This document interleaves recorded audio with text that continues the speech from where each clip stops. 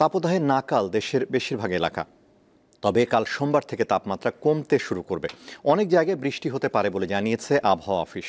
রবিবার চুয়াডাঙ্গায় সর্বোচ্চ তাপমাত্রা রেকর্ড করা হয় ৪২ ডিগ্রি সেলসিয়াস।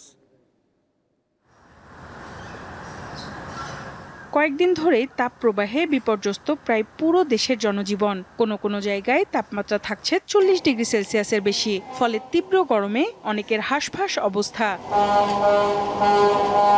তাপদাহে সবচেয়ে বেশি ভোগান্তিতে পড়েছেন নিম্ন আয়ের মানুষ। অনেকটা বাধ্য হয়ে আসছেন ঘরের বাইরে। পেটের জন্য বের হয়েছে, এছাড়া কি কষ্ট যতই হোক বের হতে হবে, উপায় নাই। গরমের মধ্যে চালানি লাগবো, খাওয়া খরচ আছে, গাড়ি ভাড়া আছে, বাড়ি পরিবারে দেওয়া লাগবো, সংসার চালান লাগবো, তাছাড়া কি করবো। তাপদাহের কারণে হিটস্ট্রোক ও পানি শূন্যতা দেখা দিতে পারে। এতে স্বাস্থ্য ঝুঁকি বেড়ে যায়। সবচেয়ে বেশি নাজুক অবস্থায় পড়ছে শিশু ও বয়স্করা।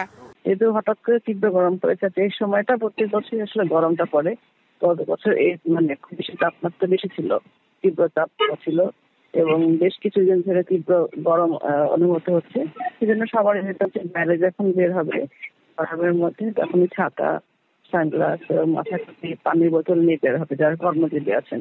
আর বিশেষ প্রয়োজন ছাড়া ঘরের বের হওয়ার দরকার নেই, যাদের বাইরে কাজ নেই। আবহাওয়া অধিদপ্তর বলছে শিগগিরই চলমান পরিস্থিতির উন্নতি হবে।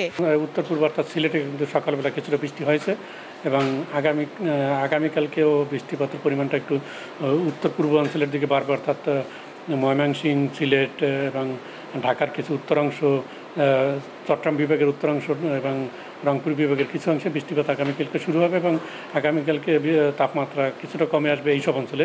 তবে বাকি অঞ্চলগুলোতে তাপমাত্রা আগামীকালকেও আজকের মতোই কাছাকাছি থাকবে। এরপর আগামী পরশু দিনে সারা দেশেই বৃষ্টিপাত শুরু হওয়ার সম্ভাবনা রয়েছে।